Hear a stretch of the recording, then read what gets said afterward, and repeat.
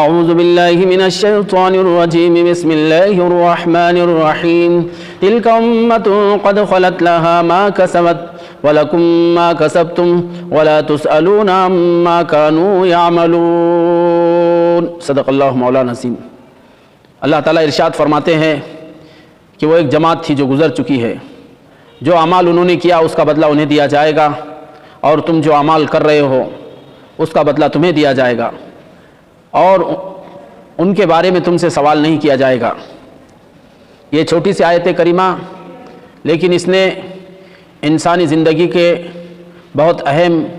اور بنیادی اصول اور ضابطے بتلائے ہیں کہ اس دنیا میں انسان جو بھی اچھائی برائی کرے گا اس کی سزا یا جزا اس کو خود دی جائے گی، کوئی کسی کا بدلہ نہیں چکائے گا۔ ہر انسان کو جو بھی وہ کر رہا ہے اس کا بدلہ، اس کا ثواب یا اس کا عذاب اسی کو بھگتنا ہوگا، کوئی کسی کا بوجھ نہیں اٹھائے گا۔ چنانچہ اسی مضمون کو قرآن پاک میں اور بھی دیگر مقامات پر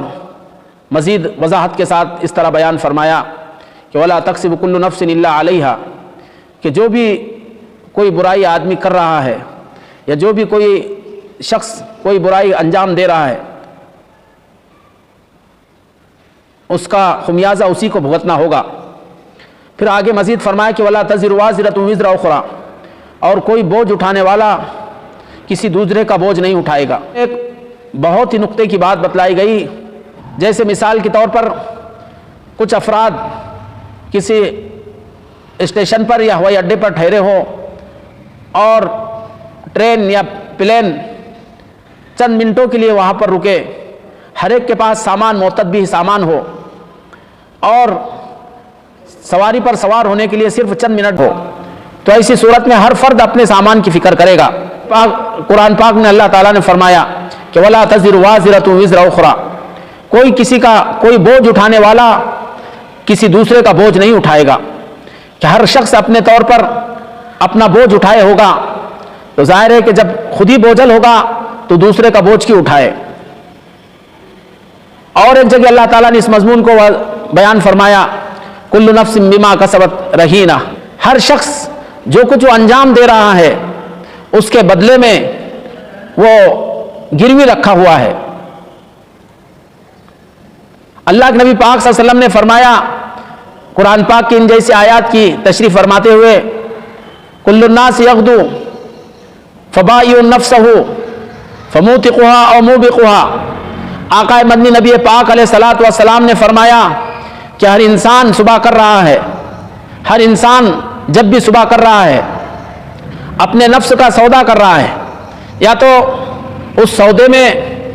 اپنے آپ کو آزاد کر رہا ہے نیک اعمال کر کے اچھے کام کر کے، یا پھر اس کو ہلاکت اور بربادی میں ڈال رہا ہے گناہوں میں ملوث کر کے۔ تو خلاصہ یہ ہے کہ جو بھی انسان جس طرح کا بھی عمل کر رہا ہے اس کا بدلہ اسی کو خود بھگتنا ہوگا۔ قرآن پاک میں اور اس طرح کی ایک آیت آئی ہے کہ وَأَنْ لَيْسَ لِلْإِنسَانِ إِلَّا مَا سَعَىٰ وَأَنَّ سَعْيَهُ سَوْفَ يُرَىٰ،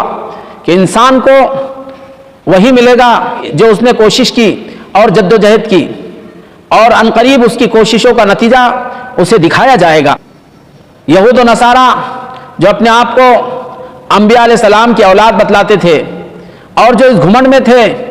اور اس خام خیالی میں تھے کہ ہم انبیاء علیہ السلام کی اولاد، ہم انبیاء علیہ السلام کی ذریت، ہم انبیاء علیہ السلام کی نسل سے رہے ہیں، اس لیے آگ میں جانا ہمارے لیے مشکل ہے۔ کہتے لن تمسنا النار الا ایام معدودات، اگر آگ چھوئی بھی تو چند دن ہم جہنم میں رہیں گے، اس کے بعد ہمارے آبا و اجداد ہمیں جہنم سے نکال لیں گے، کہ ہم انبیاء علیہ السلام کی اولاد، ہم انبیاء علیہ السلام کی نسل سے رہے ہیں، سینکڑوں ہزاروں نبی ہماری نسل میں رہے ہیں، لہٰذا ہمارا جہنم میں رہنا یہ بالکل ناممکن ہے۔ یہ اس طرح کا ان کا خیال تھا اور اس طرح کا ان کا گمان تھا۔ اللہ تعالیٰ نے صاف طور پر فرما دیا کہ تلک امۃ قد خلت،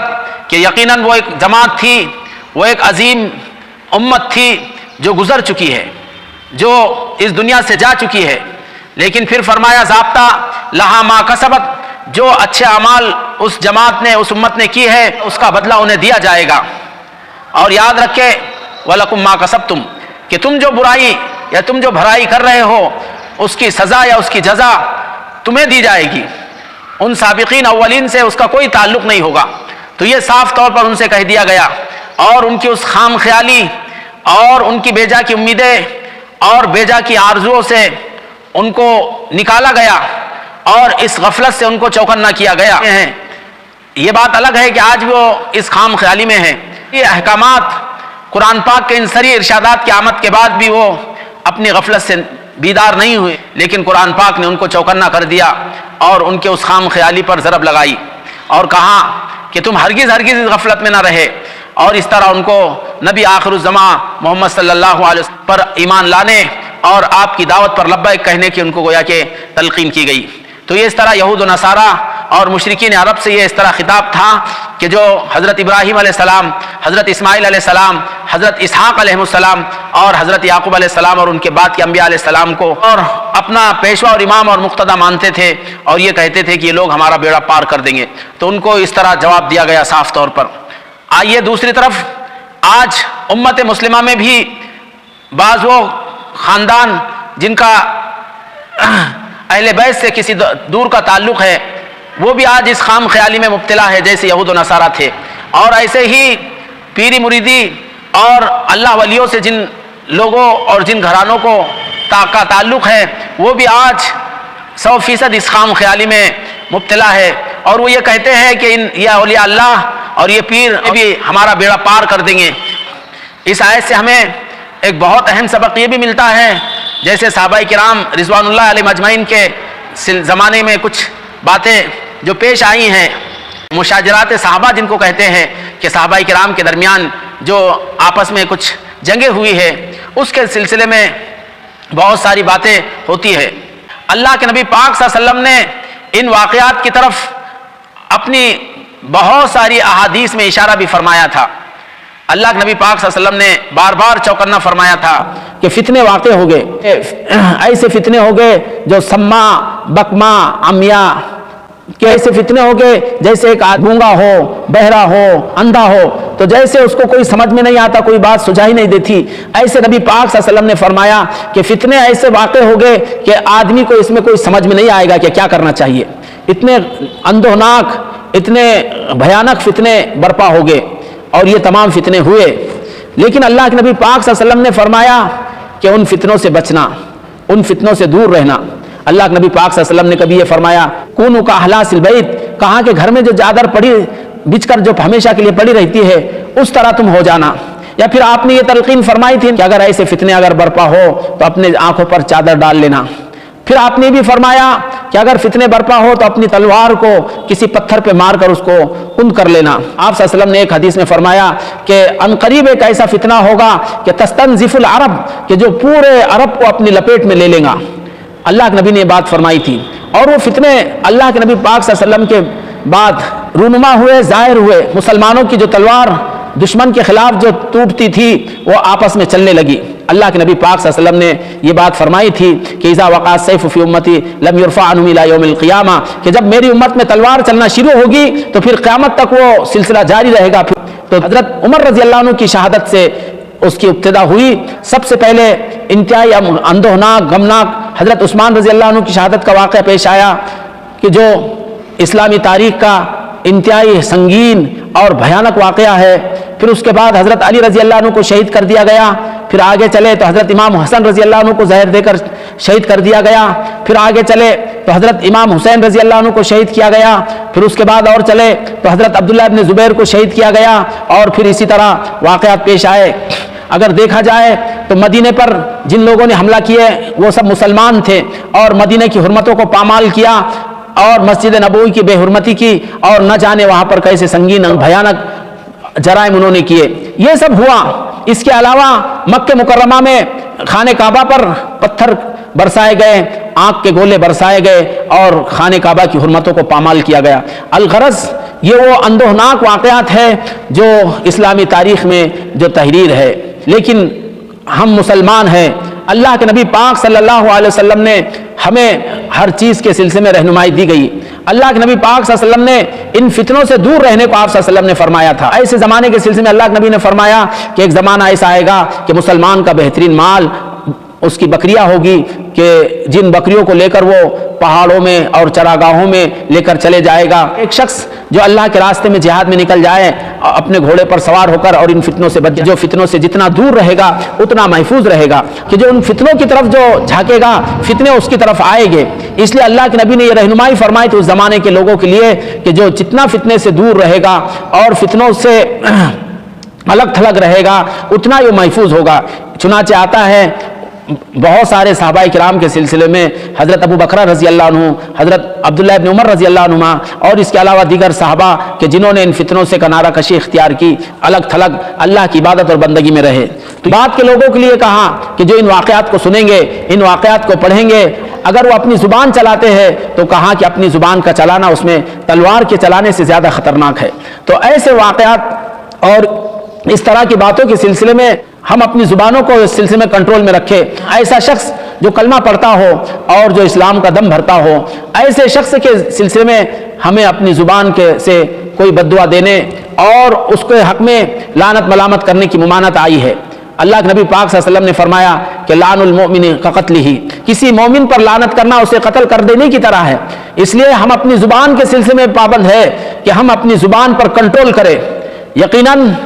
حضرت علی رضی اللہ عنہ کی شہادت کے واقعات، حضرت امام حسین رضی اللہ عنہ کی شہادت کا دلدوز اور اندوہناک واقعہ، حضرت عثمان رضی اللہ عنہ کی شہادت کا یہ جو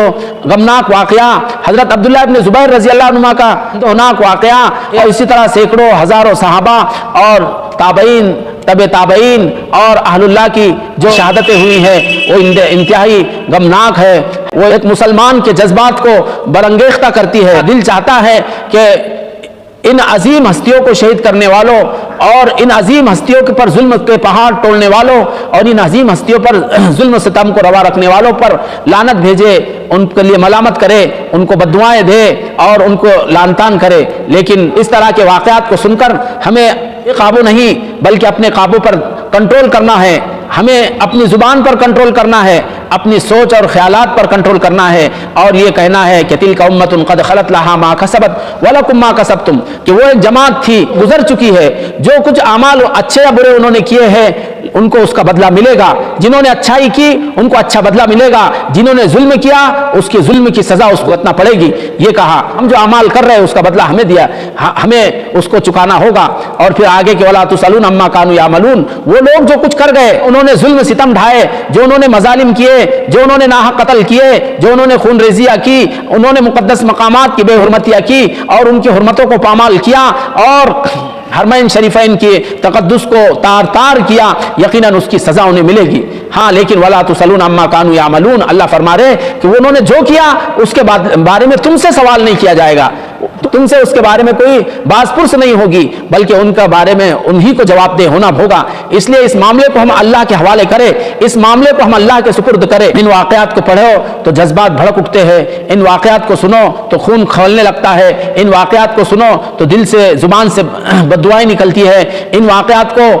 سن کر زبان پر لعنت اور ملامت کے الفاظ آتے ہیں۔ لیکن یاد رکھے مسلمان کا نام ہی وہ ہے کہ جو اپنے نہ صرف جسم سے نکلنے والے اعمال میں کنٹرول کرنا ہے بلکہ ہمیں اپنے اعمال، اپنے افعال، اپنے اقوال، اپنے سوچ اور اپنی فکر پر بھی کنٹرول کرنا ہے۔ ہم اپنے بول کے سلسلے میں بھی پابند ہے کہ ہماری زبان سے کوئی ایسے الفاظ نہ نکلے جو کسی مسلمان کے لیے مناسب نہ ہو۔ اس